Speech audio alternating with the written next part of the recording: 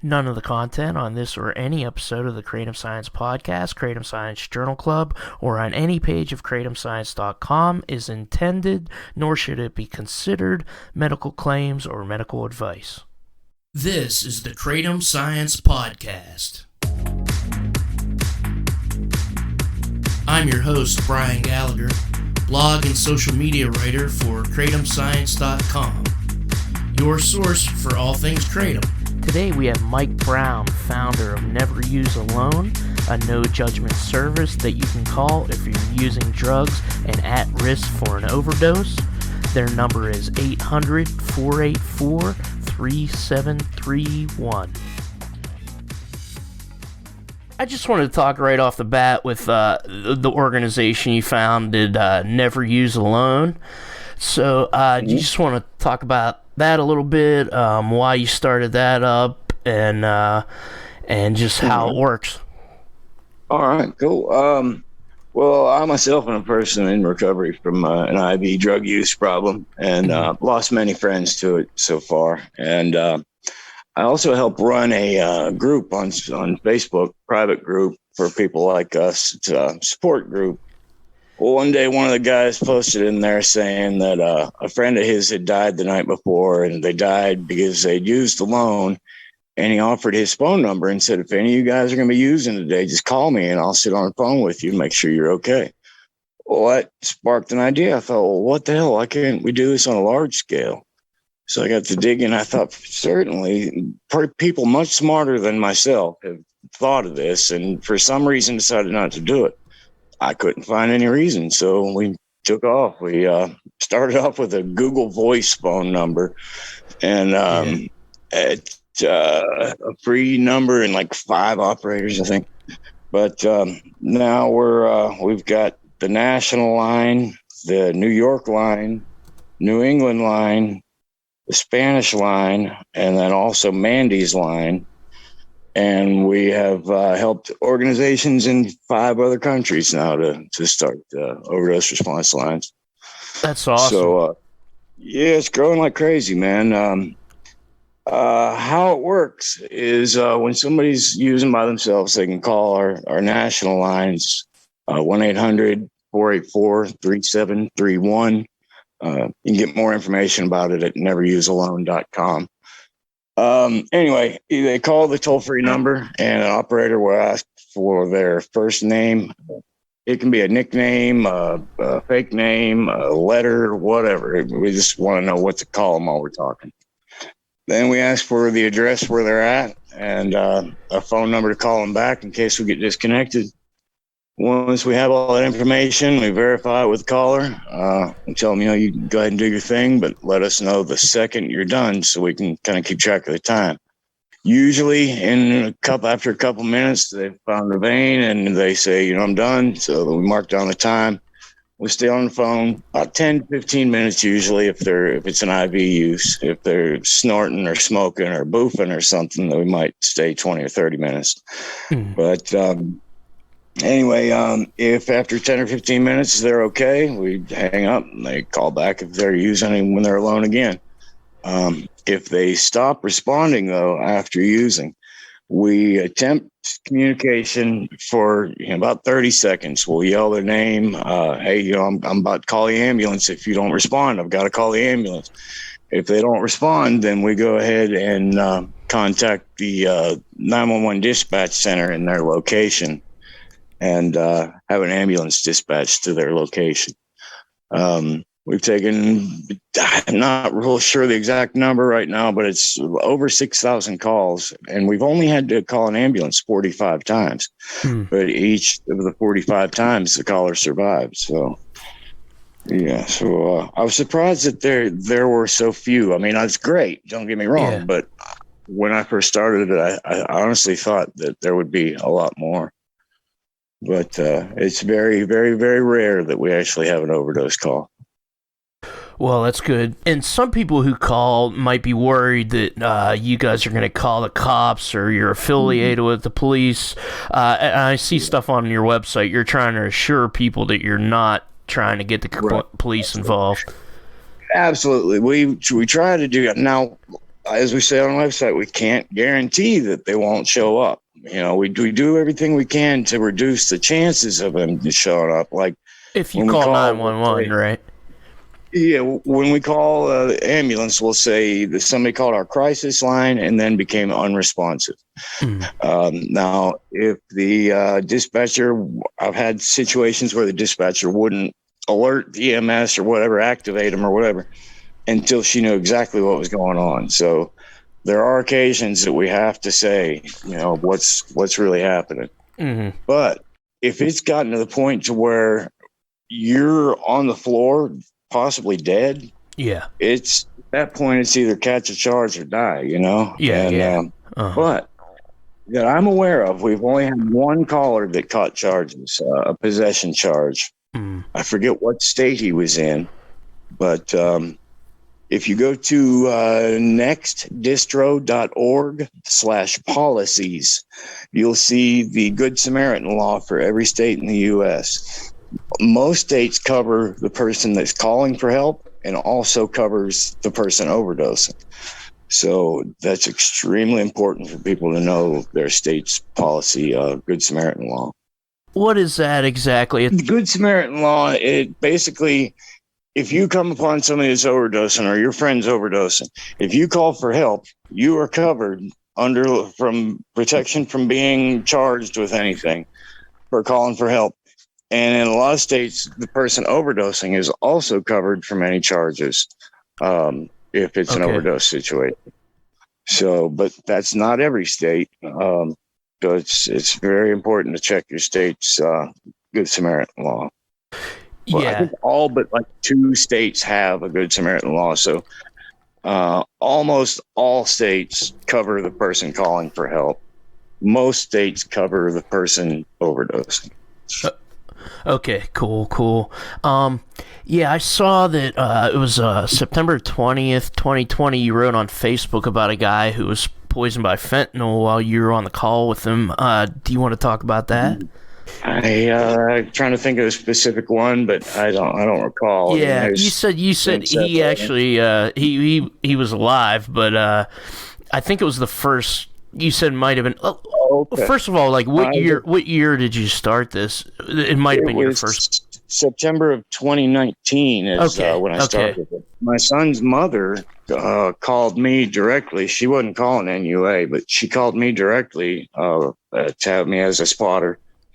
And she ended up passing away. She overdosed. I called an ambulance, but they didn't get there in time. So that's, we've saved 45 people through NUA, but then I've lost one myself. That wasn't on NUA though, because she was calling me directly.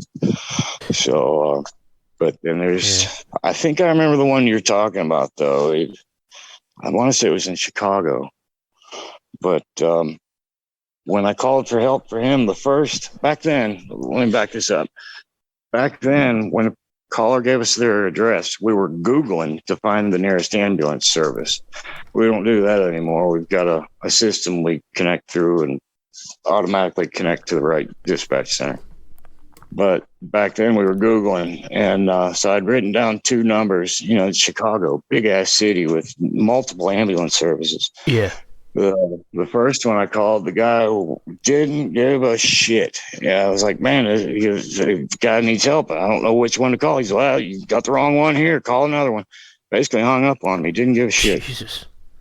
Luckily, the second one was the right number, and we were able to get him some help. Yeah, so we've not lost any through NUA yet, but I say yet because odds are at some point we might, but I hope not.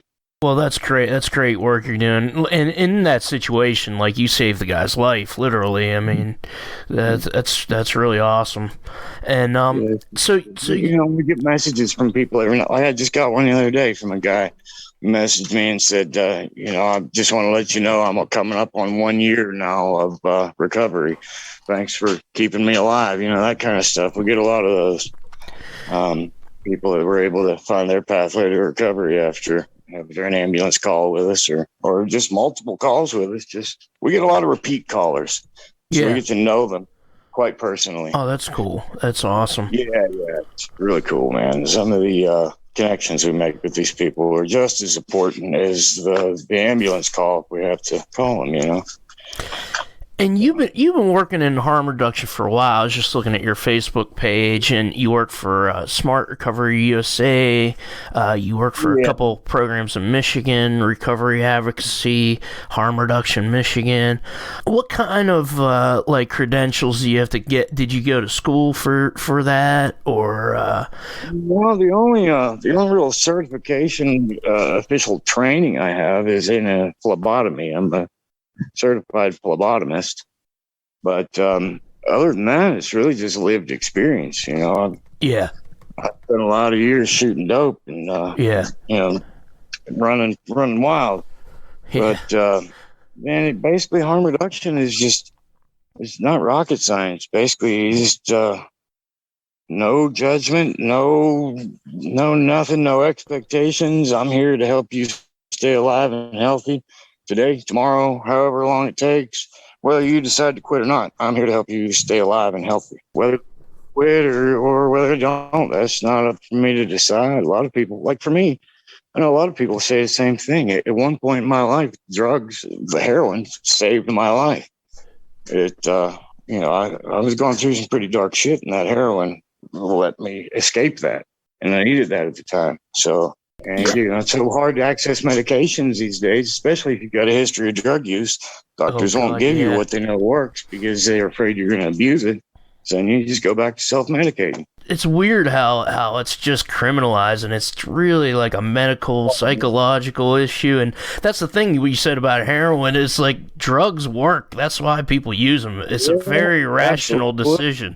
You know, I went to Arkansas a couple of weeks ago, and I didn't realize it until I got into Arkansas that the Kratom I was carrying was actually a felony in Arkansas. Yeah. I didn't know that. Oops. Yeah.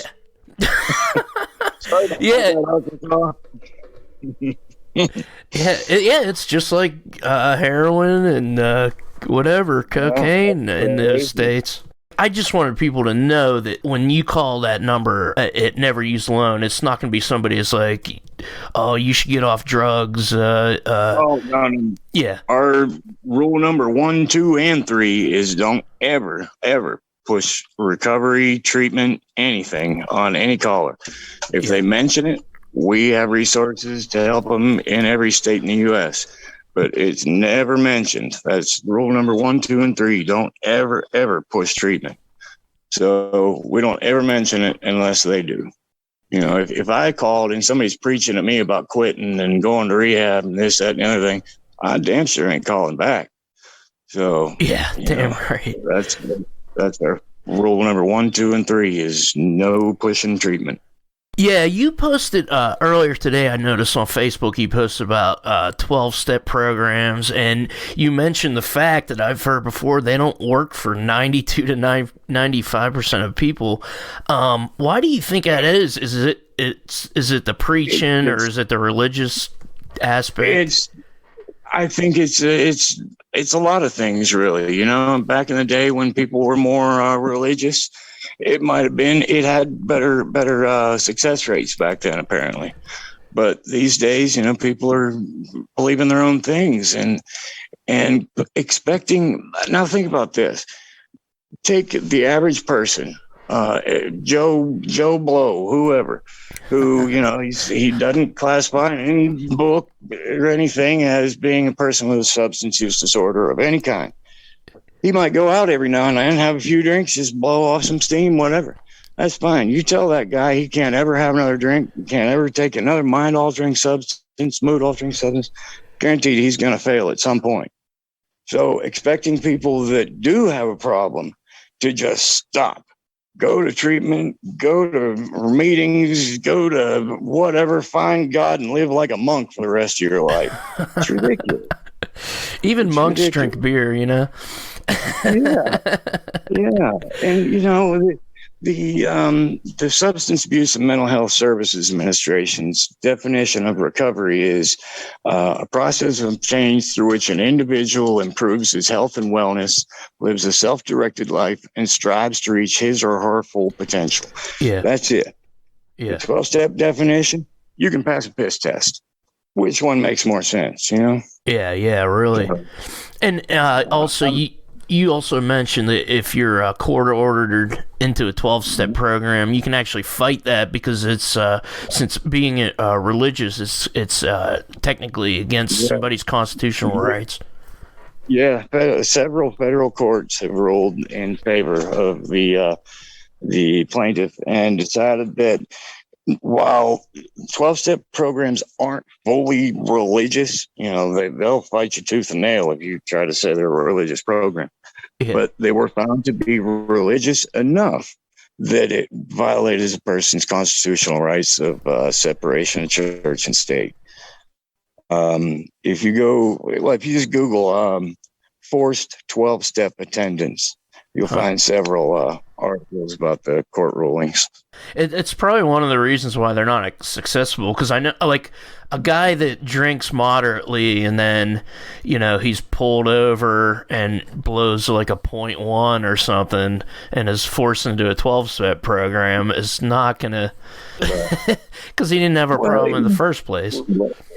Well, and, you know, I think a big part of the reason that they fail is that it's so black or white. You're either in recovery, you're totally abstinent, or you had a sip of beer and you got to start all over. With me, I did that shit in them rooms for like 10 years. And all the time, man, I'd smoke a joint or I'd drink a beer. And because it was a program of honesty, I'd tell my sponsor, and he'd say, "Oh, you got to start all over. You lost it all." Well, fuck, if I had to start over anyway, I'm going to get high. So I'd end up with a needle in my arm, damn near dying of an overdose. Yeah. So, you know, some could say that weed or that alcohol led to that. No. I mean, I ended up finding my recovery pathway in cannabis. Cannabis and Kratom saved my ass.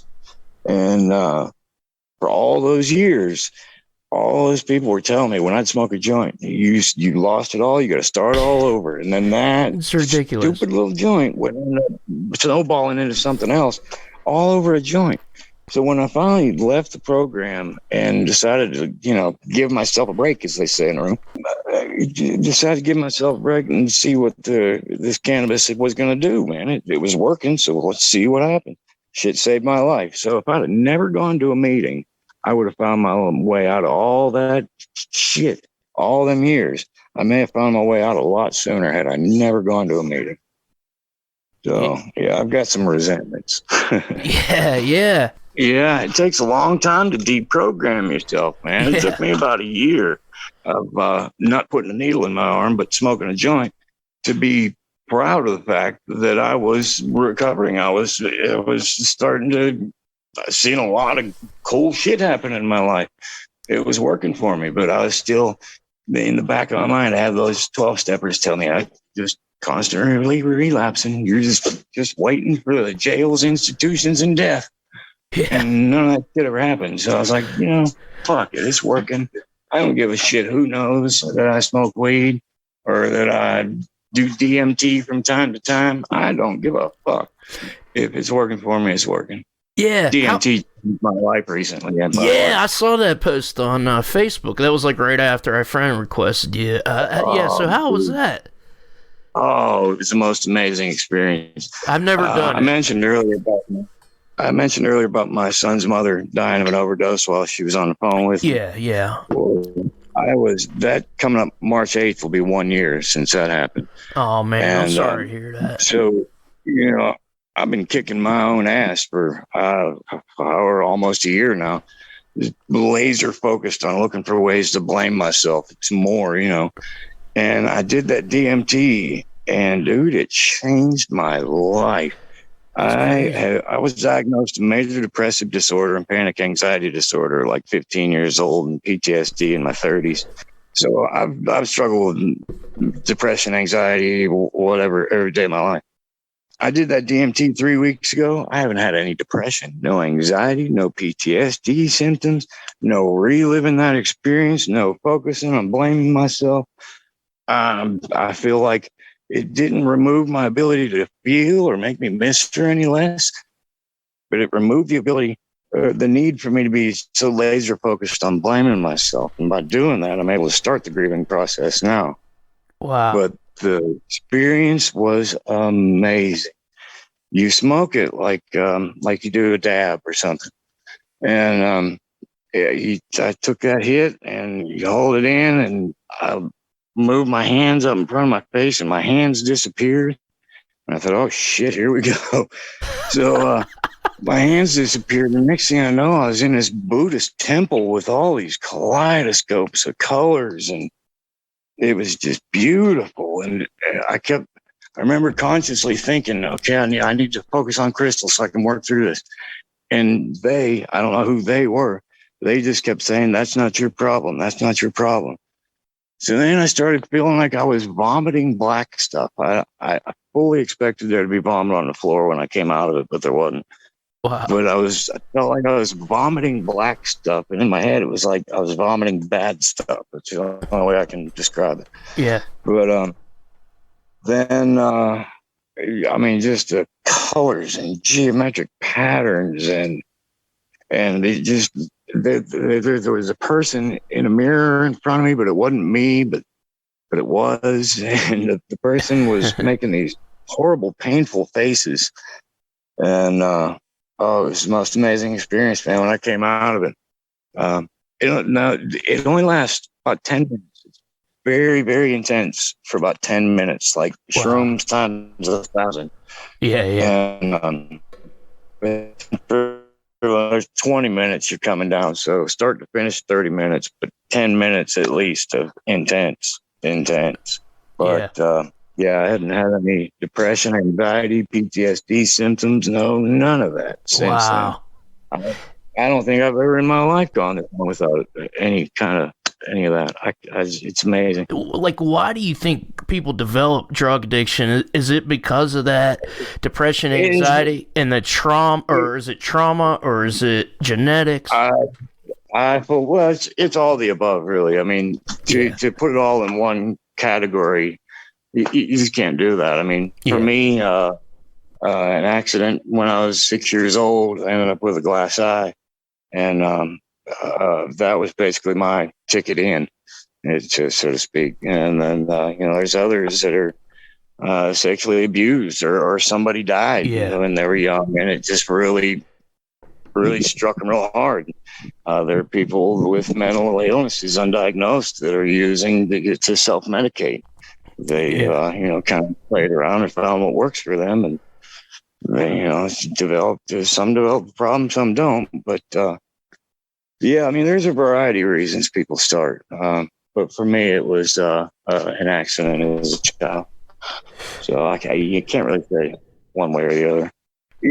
I read a study somewhere, and I believe it was Dr. Gabor Mate.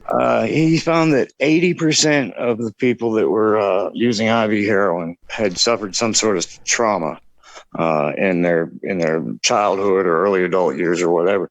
But 80% of them were using to self-medicate as a defense against the trauma they experienced. Yeah. So, we got this ridiculous ass war on drugs. It's not a war on drugs at all. It's a war on people that use drugs, and it's a war on the most traumatized people of our society. Yeah. It's ridiculous. Yeah, it's really cruel too. It's not going to help, and it's never helped. It's just harmed people. There's so much money in it now with privatized prisons and shit. I mean, there's money falling from the sky, and they're not going to change that shit. I fully believe that it's going to take a revolution of some sort to change shit. I hope it happens in my lifetime. When did you first hear about Kratom? Oh, let's see. I quit in February of 2017, so it would have been like right around Christmas time of 2017. Okay. Yeah, I can't recall the guy's name. He was in a group with me, and unfortunately, he passed away a couple of years ago. I had a pet fox. Damn, I can't remember that guy's name now. Anyway, he sent me a free sample of Kratom. It worked really well. But the one problem I have with Kratom, and I still advocate for it, and I recommend it to everybody that could ever possibly benefit from it, But when I first started using Kratom, I asked everybody, is there any withdrawal involved with this? And they all said, no, it's just like coffee. That's not right. You're right. Exactly. I found out the hard way. I was mad when I finally realized that I was sick from not having any Kratom. But I take responsibility on that because I got up, my dosage was getting way up there. I was taking like 2 ounces a day or something. Oh, yeah, that's a lot. I quit. Yeah. So it was my own fault. But, and that was over like 3 years. I ended up, my dosage just went way, up and up and up and up and up and up over 3 years and never took a break. If I'd have taken breaks, and if I'd have kept my dosage lower, it wouldn't have been so bad. From what I hear from most people, if they just keep it to a few grams a day, they're all right. But anything over that, you might start experiencing some physical withdrawal symptoms. So I still tell people about it, and I recommend it to them, but I tell them, if you don't take breaks or if you take more than X amount, then you might start experiencing some physical symptoms. I just feel like those people were, and at the time, everybody was so worried about it being banned. I don't know if it's still like that now, if there's threats of it. Yeah. Oh, yeah. But yeah, everybody was so worried about saying anything negative about it for fear that it still goes on. And I try to, I'm like, it doesn't matter if there's risks involved. It still should be legal. I think all drugs should be legal and regulated. Definitely. Look at alcohol. I mean, there's clear risks involved, and there's clearly bad alcohol outcomes that happen in every city in America every weekend. But the best thing we can do is regulate it. If it was a prohibition and people were drinking bathtub gin and going blind, just like this fentanyl. Opinion on that too. Back during the prohibition days, the government was poisoning the alcohol supply to deter drinking. Yes, a lot of people died. Well, I think maybe they're doing it now with the fentanyl, on purpose. That's just my take on it. I don't know. I wonder if they did that. They had the issue with the black market vape pens for weed vape pens, and people were getting weird lung shit that was happening, and it was like, who would put that in there if they were? I mean, I don't know. I forget exactly what the chemical was, and then maybe it's just like cheaper to manufacture them like that. It coincided with like an FDA push to ban like tobacco vape pens. They were like reefer madnessing that stuff up to justify the just general crackdown on nicotine vapes. I don't know when our society is going to figure this shit out. It's so obvious that banning anything, it doesn't do any good at all. In fact, it just makes it worse. There has never been a time in our history, man's history, never been a time that we didn't use drugs in one form or another. Never has been, never will be. We're always going to be a society that uses drugs. Always. It's just, with the black market, the cheaper they can get, like fentanyl, they can get, like $1,000 worth of fentanyl in a matchbook box thing.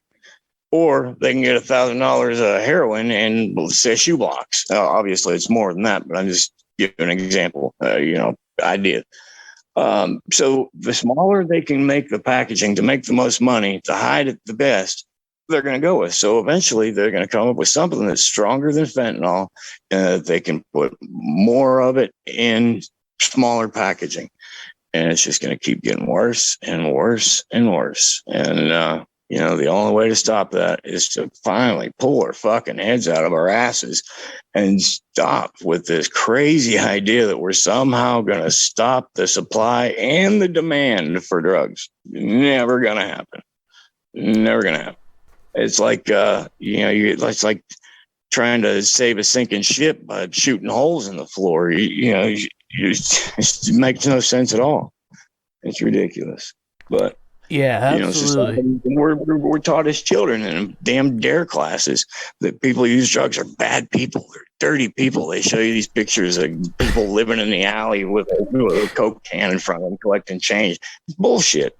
Yeah. But that's what we're teaching kids to hate people who use drugs.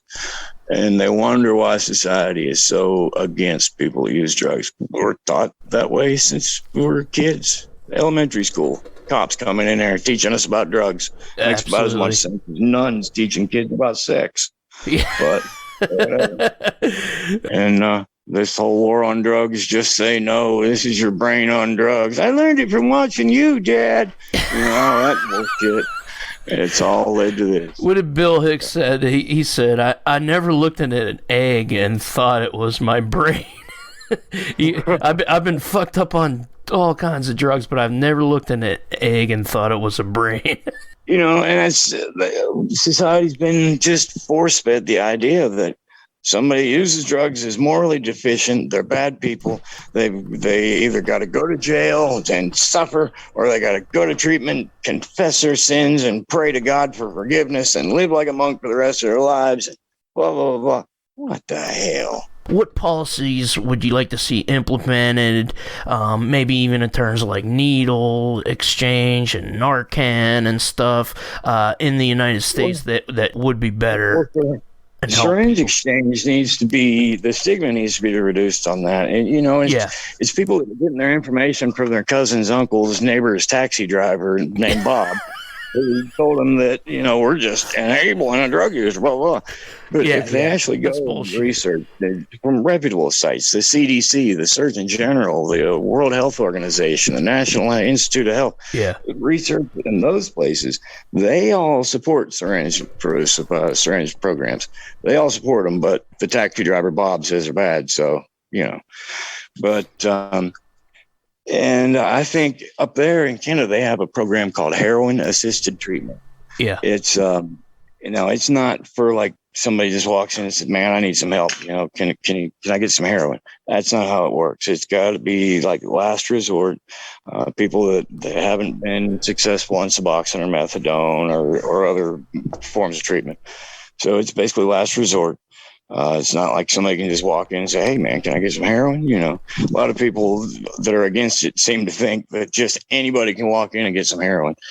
But that's not at all the case. But they're having really good results with it. What it is it's 2 or 3 times a day a person can come in and get a dose of heroin.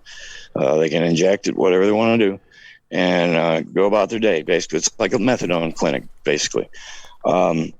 But what they're finding is when these people are able to stop having to run around all day looking for ways to make money to keep from being sick, if they're able to stop doing that and focus on themselves, they're able to find a job, maybe get an apartment, start meeting their own basic needs.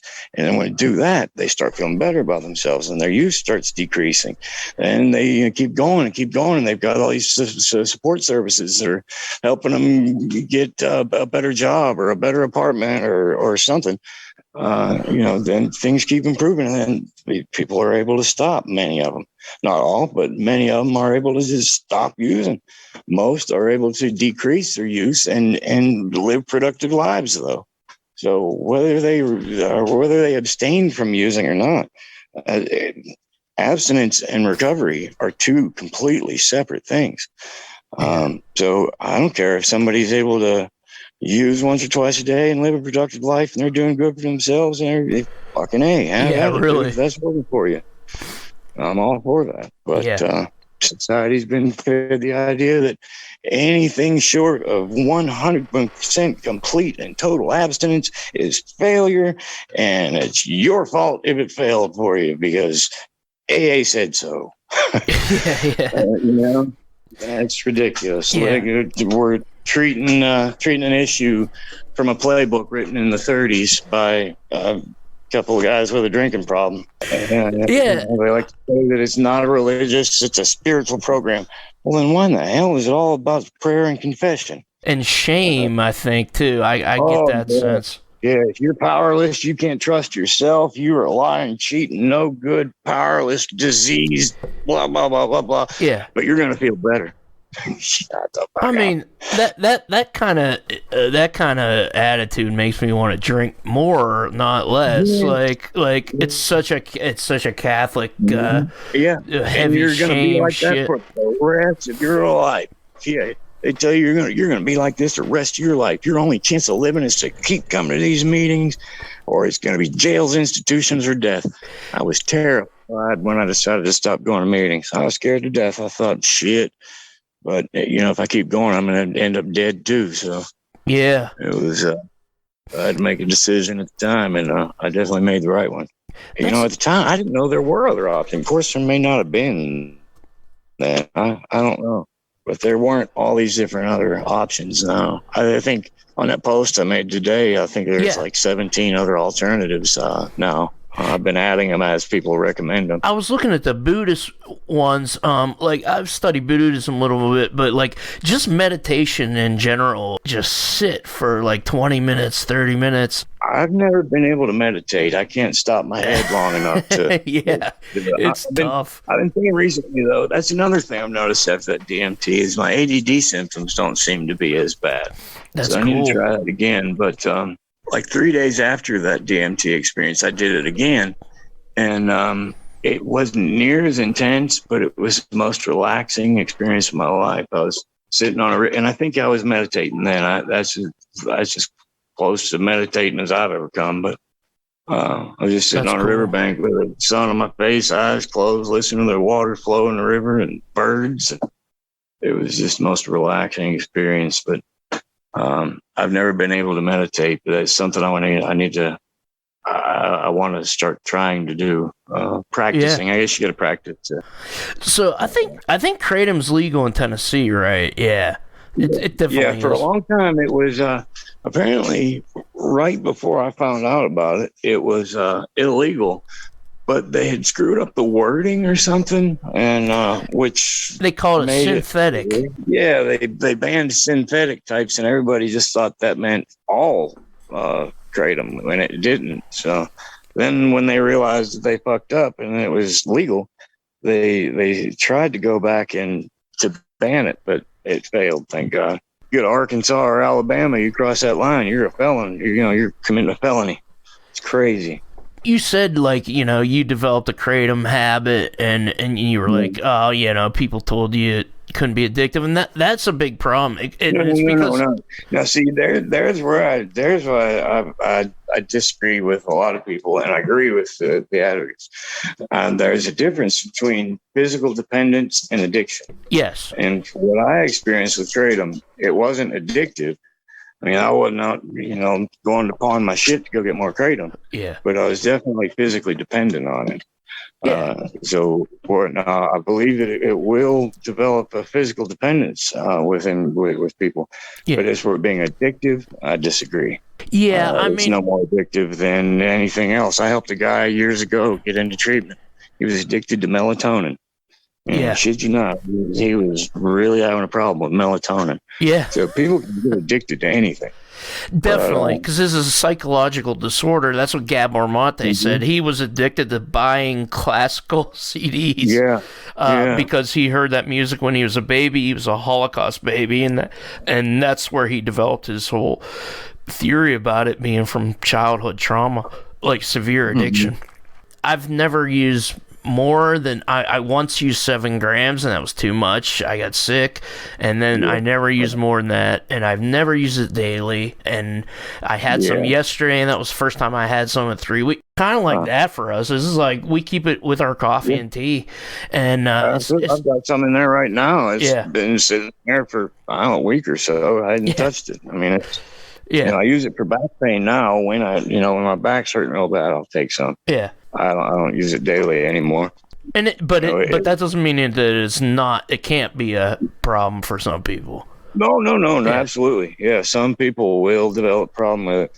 Well, I think a lot of the shit you see online, though, all these treatment center people talking about how addictive it is and blah blah blah.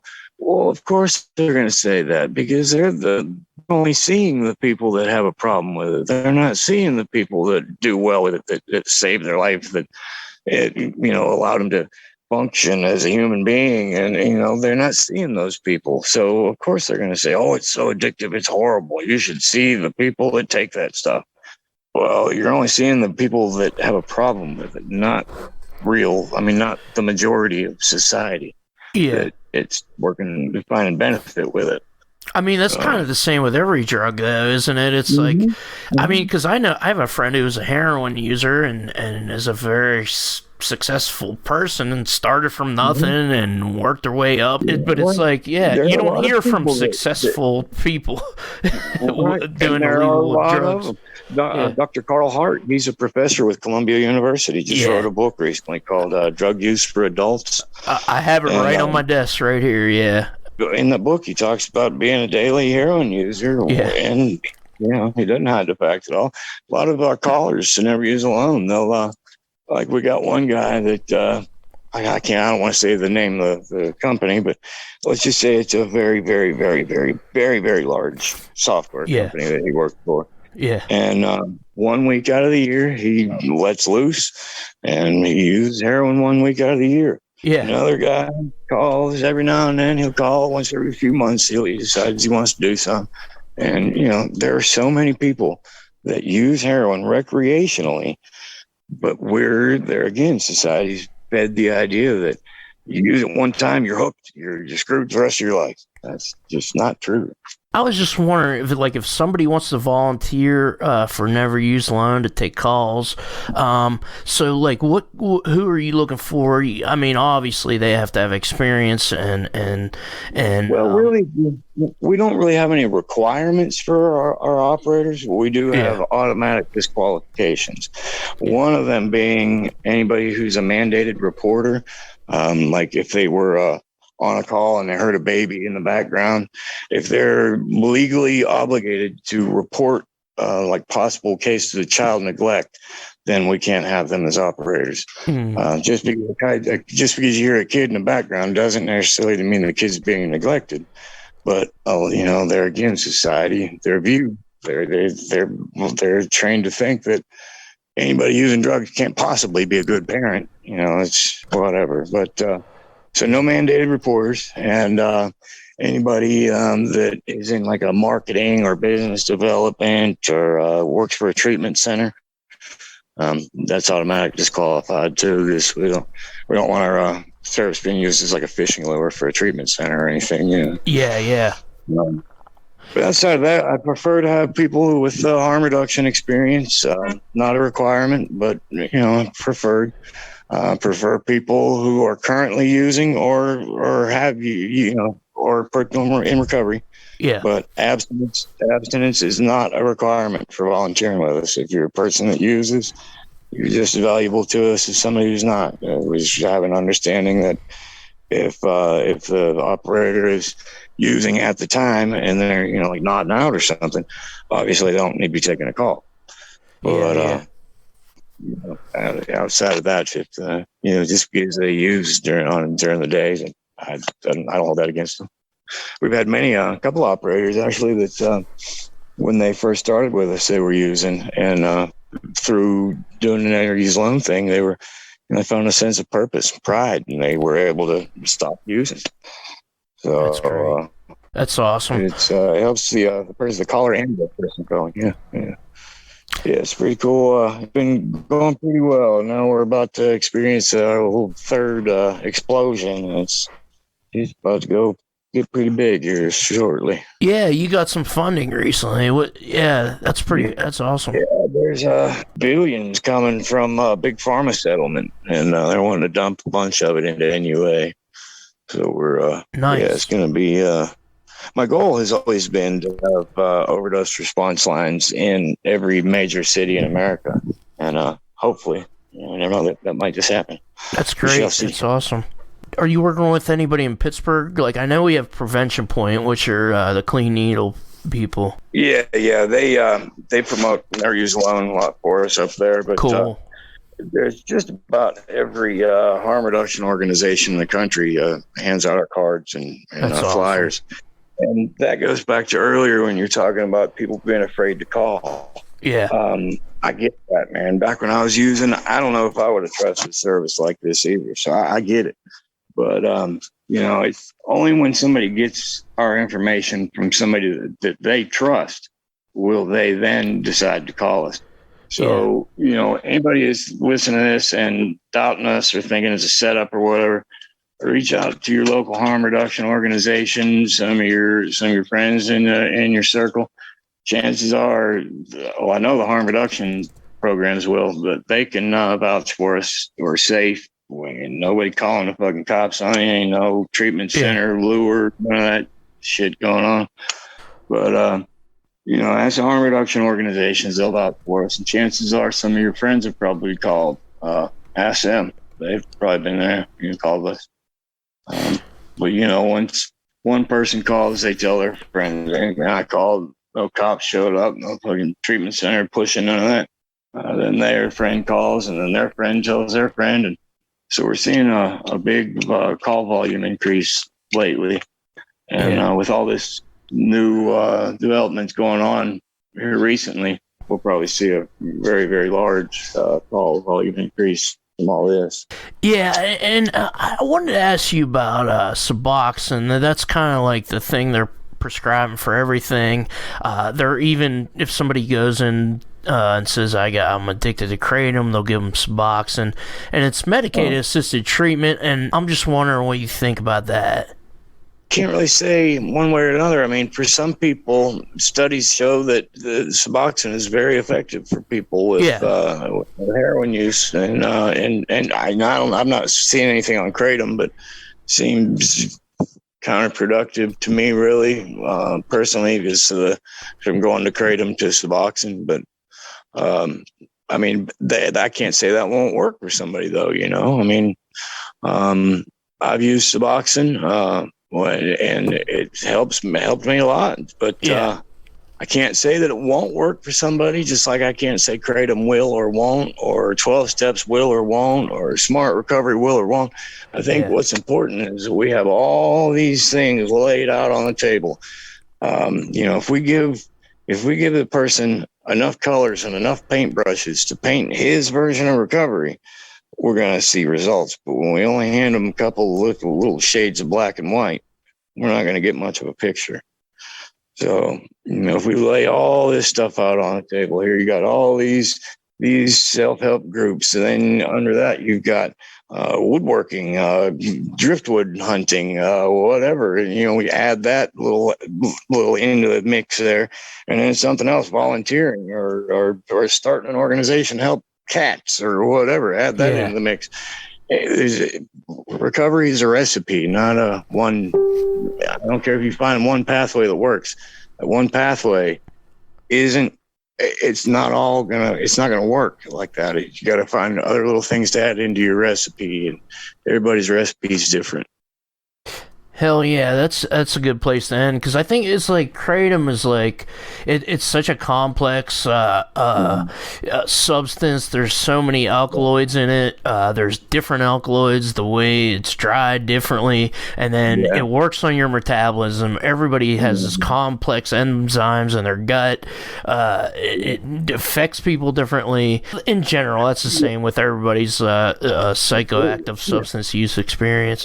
And it helped not only with pain, but it worked for my anxiety and depression too. I get why FDA, the big pharma's lap puppy, why they want it out of the way. It's a threat to big pharma, so they're trying to demonize it all. Yeah. I know too many people that got extreme benefits from it, and I did too. I just I got a little carried away with my intake, and that's my own fault. Yeah, I definitely recommend it to everybody and anybody out there. They're kicking all these people out of their pain clinics and shit, man. It's horrible. And, kicking them out into the street, the street flooded with fentanyl. It's going to be bad. It's going to get worse before it gets better, I think. The pendulum has swung so far to the other side, back in 2010. Hydrocodones and shit and Percocets were just falling from the sky. Everybody and their brother had them. Down here in the South, it was morphines and Dilaudid were real big. That's what we were all shooting back then. Then, like I said, they were just falling from the sky, pills everywhere. Then all of a sudden, everybody starts getting kicked out, and the pendulum swung so far to the other side that now people that really need that medication are suffering, and it's been made to look like it's our fault, like it's the drug user's fault, but it's not. I mean, if you want to blame one thing, we have to blame greed. We have to blame big pharma being so fucking greedy and not, hiding all that shit about the medications. Greed. The pharmaceutical reps going out there trying to sell all these doctors into prescribing more and more. Greed. The doctors took kickbacks to prescribe more. Greed. The damn pill mills everywhere. Greed. Yeah. The pain patients that were, and they have a part in this too, which I hate to acknowledge this, but the other pain patients that only went in there to get their pills to sell. I had a bunch of people back in the day that I knew every month when they got their pills, and everybody else did too. We'd all line up to get them. But so there again, greed. The only people that really use those out of necessity is the people that got addicted to them. We weren't doing it out of greed. We were doing it because we had to have them to function. Everybody else was in it for greed. But somehow it's been made to look like it's the drug user's fault, the person that got addicted to a highly addictive medication. I don't see how that. There again, I just don't. I just see things a lot different than most people, I guess. I don't know.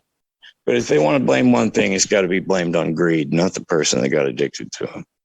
Sucks. I mean, I feel for them, man. They're all getting kicked off now and being kicked out into the friggin' street, and like I said, flooded with fentanyl. And these people got to find relief somehow, so they end up buying what they think is an Oxy 30 on the street, and it ends up being fentanyl or a Xanax. Or Xanax, yeah. I've heard about that, like Green Hawks. Is that the fentanyl one? Like these green pressed Xanax pills, and the only ones I've seen are in pictures. I've not personally seen any. Yeah, but me neither. They look just like Xanax bars. Yeah, it looked just like it. The green 30s, I think those were the Roxy 30s or Roxy or whatever. But it's turning up in every damn thing. And you see these. I think it's all bullshit, but you see claims all the time about cannabis testing positive for fentanyl. I'm calling bullshit there. Yeah, I don't think so. When you touch flame to fentanyl, it destroys it. So that's why when people are smoking fentanyl pills, they have to do it on an aluminum foil so the flame doesn't touch the fentanyl. And so if you're smoking a bowl or you're smoking, I guess it would be possible in a vape maybe, but like on a bowl or something, the flame's going to kill the fentanyl. You might feel a little something, but I'm not saying you can't. I don't want to say you can't overdose from smoking fentanyl and weed. I can't say that. This thing is bullshit. And if it is fentanyl and weed, it's cross-contamination somehow. I don't think anybody's putting it on there to try and kill anybody.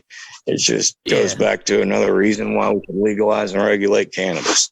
And what do you think about the cocaine thing? We just had a couple people die over in the next town from where I live. They might have just from their own carelessness mixed it together, but is that a common thing, do you think? Yeah, unfortunately it's becoming more and more common. Last year in Ohio they did a study and they tested samples seized by a police seizure, and I think it was like 15% of the cocaine and 12% of the meth, or vice versa, I can't remember which, but 15 and 12% of the samples tested positive for fentanyl. Yeah. And that was in Ohio, so that's right up there near y'all. Yep. And then they did another study. The federal government did a study on. They tested like different amounts that had been seized. Like if they brought in a shitload, like let's say they got a kilo. They tested it like 5% or 1% tested positive for fentanyl. Then they tested their half kilo seizures, like 5% tested positive. And what they found is the smaller the seizure size they had, the more fentanyl it had in it, which basically points to the idea that as it goes down the supply chain, they're adding fentanyl to it to make it more powerful or to increase the weight or whatever. But it basically points to the idea that the fentanyl is being introduced into the supply in the U.S. by the going down the supply chain. I just want to reiterate the importance of the Good Samaritan law. Please, everybody, check your state's Good Samaritan law by going to www.nextdistro.org/policies and check that out. And research syringe exchange programs, harm reduction programs, but do so on National Institute of Health, CDC, the Surgeon General. Use those sources, not your taxi driver.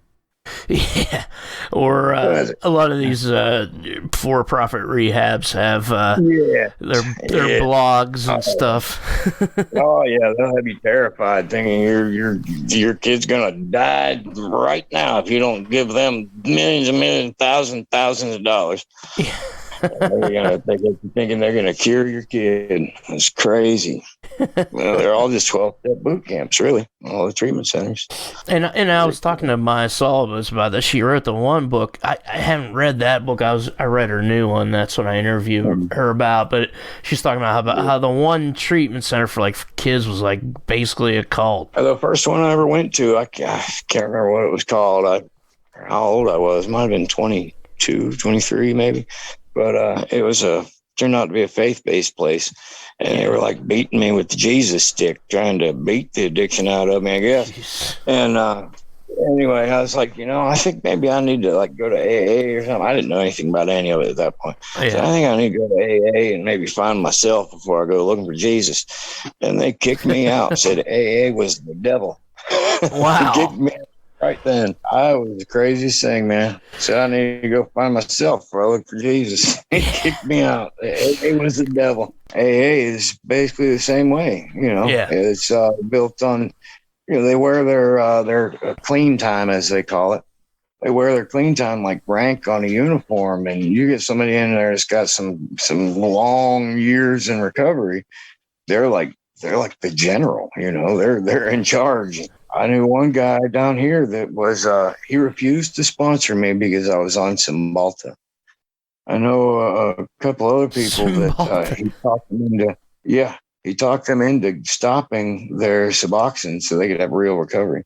They ended up overdosing and dying. Another guy talked into stopping his psych meds, and he ended up shooting himself. And it's that's one of my biggest gripes about the program is they're allowed to interpret the book any way they'd like to. And then once they get some time under them, they can then start requiring people to follow their version of the book. And there are people dead because of that. So. Wow.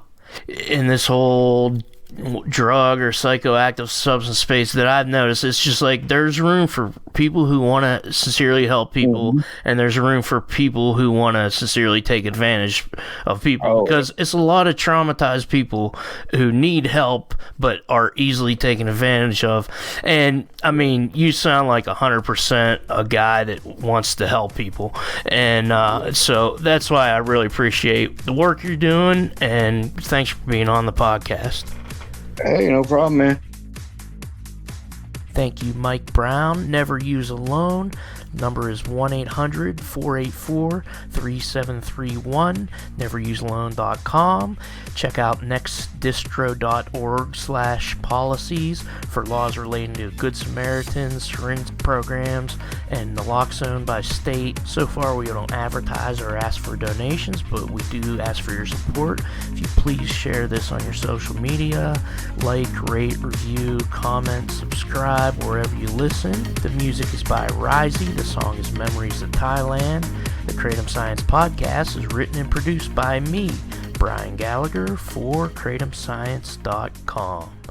Take care.